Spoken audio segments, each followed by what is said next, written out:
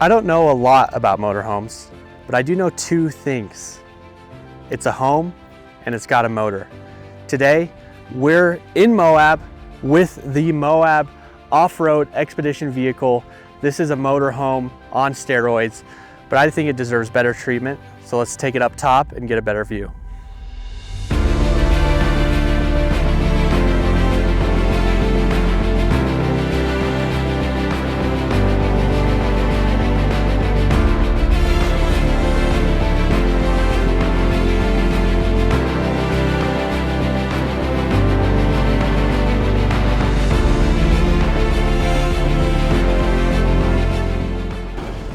All right, so we're driving up to a really cool spot. We're in Moab, like I mentioned, and we've done this a handful of times. Usually we're towing trailers. In this case, we're just driving up this rig and not towing anything behind us. For having 46-inch tires, I believe, and being a pretty heavy-duty military-style vehicle, this thing is driving very, very smooth. It has leaf springs, but these buttons down here, these control my tire pressure. So there's a highway mode for when I'm on the highway. There's a XC mode, which is cross country when I'm kind of off-roading. There's even a sand mode that puts the tires even lower when you're on the soft stuff. So far I'm really impressed.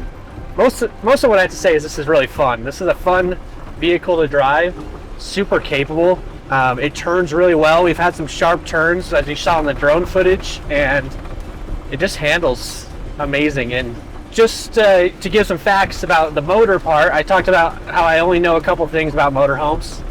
One being that it has a motor, and this has a Caterpillar C7 7.2 liter 330 horsepower turbo diesel, and these are practical for a heavy duty use like this. They can easily go 500,000 miles, up to 1,000,000 miles if you maintain them right, take care of them. So if you pick this thing up, you can be exploring everywhere in America and you don't have to worry about that engine as long as you take care of it. So we're gonna go up top and then I'm gonna show off the rest of this thing because we still gotta get into the home part. We just talked about the motor a little bit, but next is gonna be the home. So stay tuned.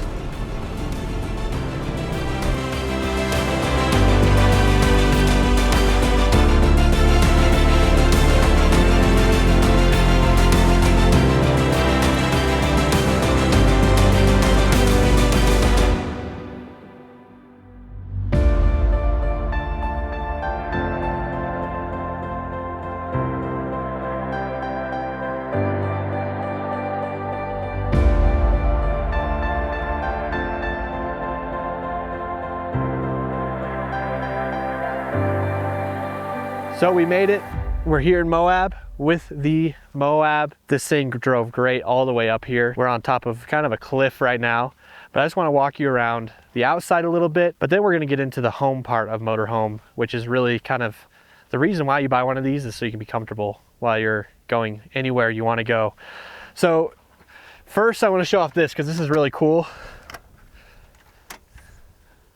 Not one, but two 48 volt, 3000 watt inverters from Victron. So this thing's set up with Victron. You got the servo here. If you've seen our videos on the pause units, very similar system, except right there, that 48, it's a 48 volt, and there's not one, but two of them. And then over here, we have two Lithionics 48 volt batteries, and these are about 8,400 watts each. So altogether, it's a 17 kilowatt system. And we'll show you inside the AC unit, but it's really efficient. It's kind of exciting. Ran it all last night, and you know, this is our first time taking it out, first time running the AC all night. Had a little bit of concern, you know, what's it gonna get down to? 30%, 40% when I wake up? It was at 80%. So super efficient system. Down here, that's your diesel tank. It is a 58 gallon tank and it has a 400 plus mile range. And then next to it, you'll see here, for reference, I'm 6'2", but this is a 46-inch tire. Most of the time when you have a big tire like this, especially an off-road you know, mud terrain tire with the grip it does. It usually doesn't drive smooth, but this thing on the highway, off-road, drove really well. And then as we were talking about in the car, this system here is what lowers and inflates the tires with a push of a button. No hassle pulling over and airing down. You just push a button and your tires lower themselves. Walking around the front, just a really cool face here. I want to point out this big window, especially when you're driving a beautiful place like Moab, having like that panoramic view. You can soak in all of the red rocks. It also gives you good visibility on the trails. And then up top, a 52-inch light bar.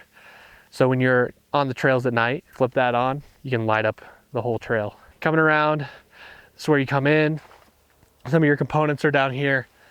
I didn't point this out on that side, but there's a tire and it's on a hydraulic lift. So if you do have a blowout or a flat, you have a replacement there. And then right here, this is an 8-foot snorkel. So, I mean, you can go through water crossings pretty high up. Another thing is, speaking of high up, is the clearance on this thing.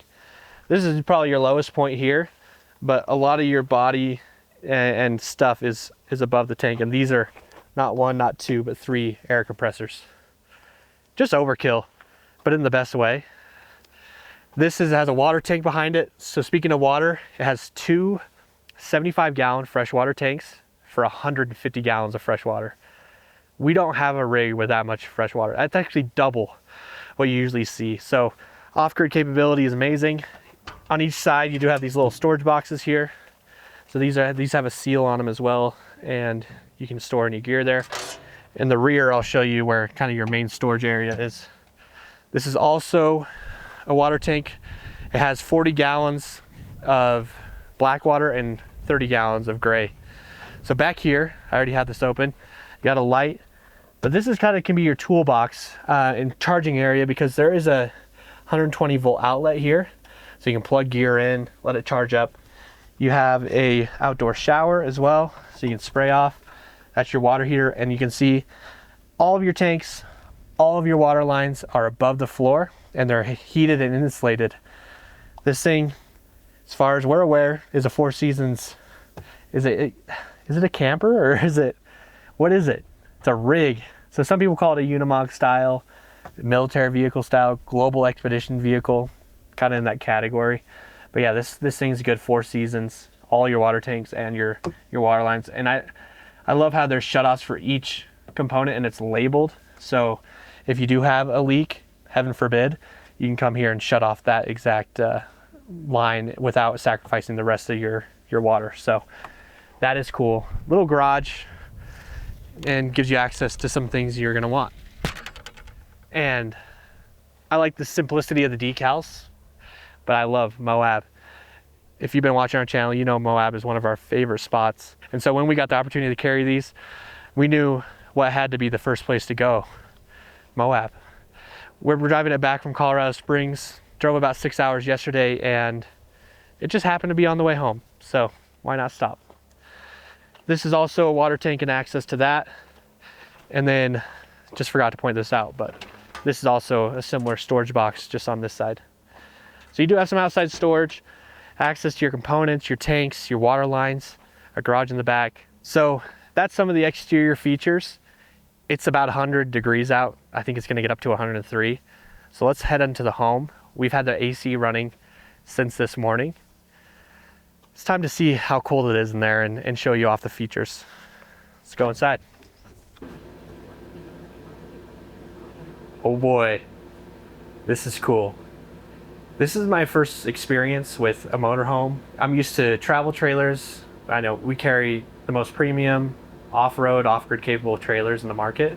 And I think this fits the bill, except it's not a trailer, it's a motorhome. Here it is. So I was saying it's 103 out. This is the Nomadic, and it's actually a 48 volt AC, and it's over 12,000 BTUs, so it's very capable.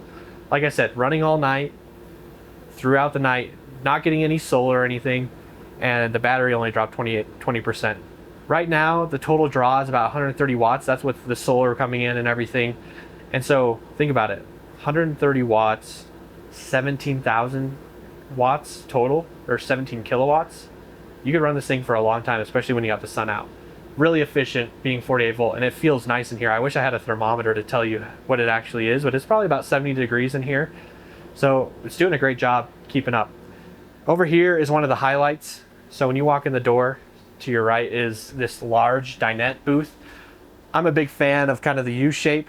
It can fit 6 people, and it turns into a king size bed. And it's just got plush, nice premium feel to it. Table is massive, so not only can you sit 6 people, but you could actually have 6 plates and 6 people could eat here. And that's not, you don't see that a lot. Sometimes you'll have a larger booth, but not always the table space. And then this just drops down really easily into a bed. I'm a really big fan of the storage cabinets up here. And they're quite deep. They're probably about, 18 inches deep. And what that allows you to do is every day you're gonna have to make this into a bed and bring it up back into a booth so you can sit here. And so you can store your bedding right here, and then maybe even have an extra one for some clothes. So I'm a big fan of these cabinets, and they do have locking latches. So when you're rumbling and tumbling down dirt roads, things aren't gonna fly open. Over here by the door is your Victron control panel, so I can show you what I was talking about earlier. We've been running this since this morning. We started at 80%. We were running the AC on low most of the day. But you can see here, looks like right now it's currently drawing 172 watts. I'm bringing in 876 watts though from the solar, and the Victron system is just great. We're used to a 12 volt system, so having a 48 volt system, it's 4 times as efficient. So especially having components that are 48 volt is super helpful. And then over here we have a smart TV, and it does pull out and swivel, so you can point that towards the booth. If I'm taking a shower and I'm not shutting the door, I could even watch it from the shower, and we'll show you that in a second. And then this locks in, really nice. This counter space, actually love having a counter space, especially we're camera guys and we're always charging gear. This also allows you a place to put stuff to charge up, or just to have a prep space if you're cooking. So one of you can be cutting vegetables here, the other can be cooking over here, which brings me to the kitchen. You have a 2-burner Furrion induction. You can actually lift this out. It's portable, it has little feet on it, and it just plugs into any outlet. So if you want to take your cooking outside, you can. A nice vent fan here and a light. More storage, kind of your pantry up here to store some food. And then I think this is cool. Look at this. So you have a surface here that you can cut on. You can also prepare food over there. But if I lift this out, I have a pretty wide sink here. There's plenty of space to wash dishes, and then a nozzle that removes and sprays. This just feels like a sink at home, which I'm a big fan of. And then something that people really want is an oven. I think this is a microwave as well, convection, good size too. I actually think you could fit a full pan. And then to complete the kitchen, a Dometic 12 volt fridge. It's massive. This is a 10 cubic foot fridge, so it's got plenty of room, and then the freezer as well. So this is really meant to be a home on wheels. It's meant for long-term travel with 150 gallons of fresh water, with a 10 cubic foot fridge. You got an oven, induction stove, plenty of space to sit and sleep. You got some more storage here up top above the fridge. I mean, I'm kind of at a loss for words. Let's show you the bathroom. But then I want you to drop your opinion on this thing in the comments. Is this something you're interested in? Are you more of a travel trailer person like our channel usually features? Or is a motorhome like this really appealing? We're curious. This is something new for us as well. So I forgot to point this out as well. We're storing stuff down here, but this is prepped for a washer and dryer unit. Like I said, home on wheels. That includes doing your laundry. So you can see this is a huge bag, camera gear.